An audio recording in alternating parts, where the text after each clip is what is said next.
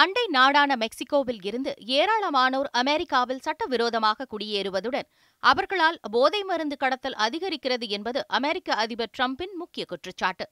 இதை தவிர்ப்பதற்காக America Mexico எல்லையில் சுமார் 2000 மைல் நீளத்திற்கு தடுப்பு சுவர் அமைக்கப்படும் என டிரம்ப் அறிவித்திருந்தார். அதற்காக $5.7 மில்லியன், அதாவது இந்திய மதிப்பில் 37,000 கோடி ரூபாய் ஒதுக்க வேண்டும் என அவர் வலியுறுத்தி வருகிறார். ஆனால் எதிர்க்கட்சியான ஜனநாயக கட்சி அதிபர் டிரம்பின் கோரிக்கையை ஏற்க மறுத்து வருகிறார். மக்களின் வரி பணத்தை வீணாக்க அனுமதிக்க முடியாது என தங்களது கொள்கையில் உறுதியாக உள்ளது எதிர்க்கட்சி. இதன் விளைவாக இந்த ஆண்டு அரசு அலுவலகங்களுக்கு நிதி ஒதுக்கும் மசோதா செனட் சபையில் நிறைவேற்றப்படவில்லை. இதனால் பெரும்பாலான அரசு அலுவலகங்கள் மூடப்பட்டுள்ளன. ஊதியம் கிடைக்காததால் வீதியில் இறங்கிய அரசு ஊழியர்கள் அதிபருக்கு எதிராக போர்க்கொடி தூக்கியுள்ளனர்.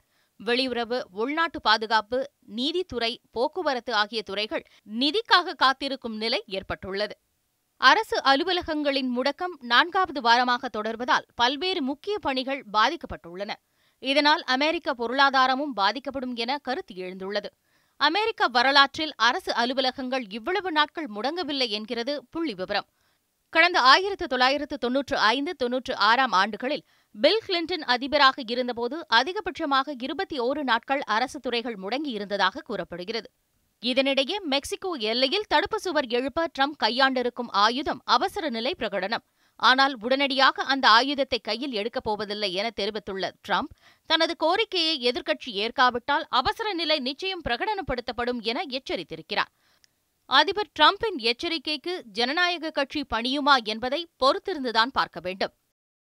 கணேஷ், செய்திப்பிரிவு, நியூஸ் 7 தமிழ்.